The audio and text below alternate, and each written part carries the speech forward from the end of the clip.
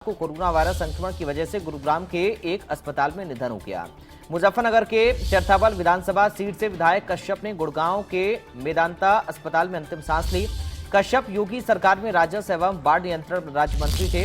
मुख्यमंत्री योगी आदित्यनाथ ने भी राजस्व एवं बाढ़ नियंत्रण राज्य मंत्री विजय कुमार कश्यप के निधन पर गहरा शोक व्यक्त किया है। मुख्यमंत्री योगी ने कहा कि विजय कुमार कश्यप एक लोकप्रिय जनप्रतिनिधि थे।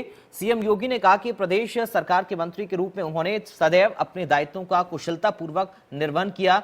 उनके निधन से जनता ने अपना एक सच्चा हितैषी खो दिया है। मुख्यमंत्री योगी ने दिवंगत आत्मा की शांति की कामना करते हुए शोक संतप्त परिजनों के प्रति उन्होंने संवेदना व्यक्त की है। साथ ही प्रधानमंत्री नरेंद्र मोदी ने बीजेपी नेता के निधन पर शोक जताते हुए कहा कि वो लोक हित के कार्यों के लिए समर्पित थे।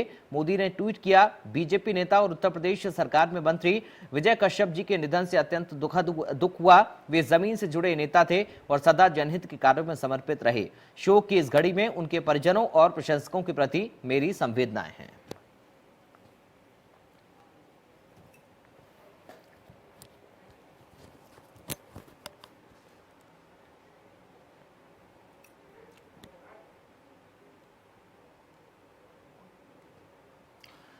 हमारे साथ धर्मेंद्र मुजफ्फरनगर से लगातार बने हुए हैं संवाददाता, अधिक बातचीत और जानकारी के साथ। धर्मेंद्र, लगातार कई दुखद खबरें कोविड काल के दौरान सामने आई हैं और अब एक बार फिर से उत्तर प्रदेश के एक और मंत्री को छीन लिया है कोरोना ने हम सभी से।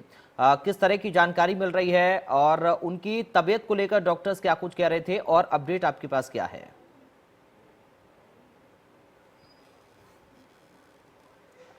बिल्कुल, देखिए विजय कश्यप जी का जाना अपने आप में बहुत बड़ी क्षति है मुजफ्फरनगर के लिए भी और बीजेपी पार्टी के लिए भी। अगर बात करूं तो उनकी तबीयत की, वो मूल रूप से सहारनपुर के ननौता के रहने वाले थे।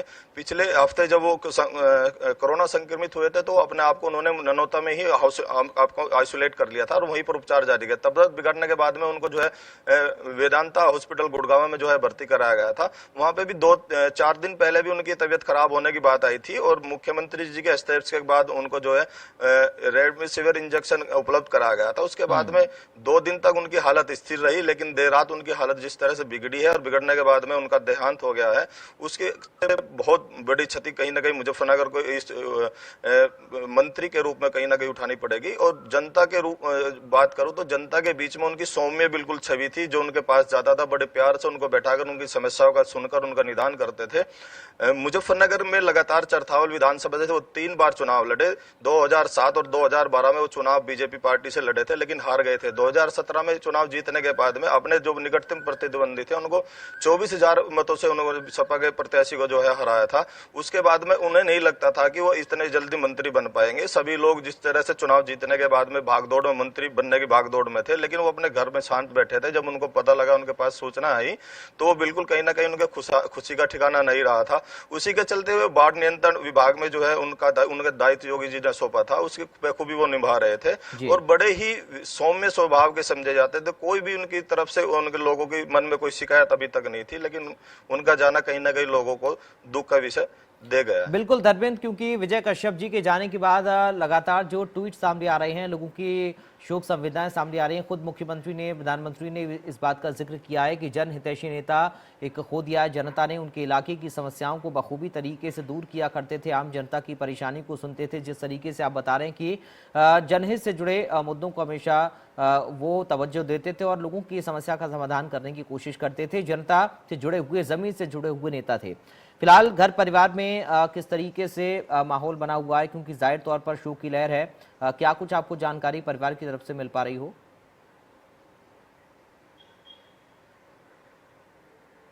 देखिए, जैसे ही रात से पता लगा था कि उनका देहांत हो गया, लगातार उनके घर पे जो है लोगों का आना जाना शुरू हो गया था। जो रिश्तेदार थे, क्षेत्र के लोग थे, पार्टी के लोग थे, उनके मित्र दोस्त थे, वो सभी लोग इकट्ठा होने शुरू हुए थे। कहीं ना कहीं बहुत बुरा हाल है घर पे और बहुत लोग इकट्ठा हो चुके थे। लोगों को एक तरह से अपील भी की जा रही थी कि भाई ज्यादा लोग इकट्ठा ना हो जाए, लेकिन फिर भी लोग मानने का नाम नहीं ले रहे थे। कोरोना काल का भी उनको दवाई दी गई, लेकिन अपने कहीं ना कहीं प्रिय दोस्त और भाई और नेता को खोया है, तो उसका बिल्कुल उनको गम है और गम को कहीं ना कहीं वो बांटने के लिए परिवार के साथ खड़े। परिवार में उनके बच्चे हैं, बेटी है, माता पिता है, उसी के आधार पर वो बिल्कुल शोकाकुल है, किसी से बात करने के लिए तैयार नहीं। कहीं ना कहीं अपने बेटे का जाना एक परिवार के लिए।